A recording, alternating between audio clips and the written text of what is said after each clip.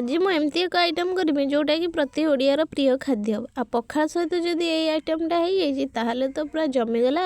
Item करने मु प्रथमे अदा रसुण पियाजर गोटे मसला गोटे शिଳରେ बाटिकी नहीं आसली आ सुखुआ गुड़ाक भलसे एमती ता साइड्रु टिके बाहर करी भलसे सफा करदेली। सफा कर सारिकी से पानी पकईकी पूरा भलसे धोईदेली।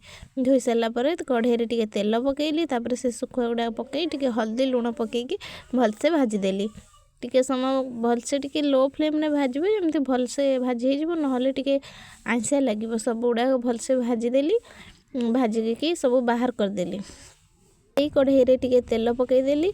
तापर जो बाटिक रखी मसला गुड़ाक पकईदेली। पकईकी टिके भलसे कषि कषि देली। टिके लंका गुंडी हल्दी गुंडी जीरा गुंड पकईदेकी भलसे कषिदेली।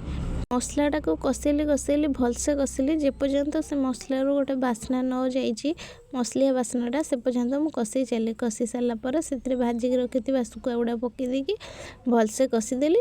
आदर टिके पानी देदेली। पानी देदेकी 2-4 खंडा आंबुला पकईदेली। पकईदेकी टिके समय फुटिया छाड़देली। तापर बनीगला आमर सुखुआ बेसर। जदि मो गाँवली भिडियो गाँवली रेसिपी जानापी प्लीज चैनल को सब्सक्राइब करंतु, लाइक करंतु।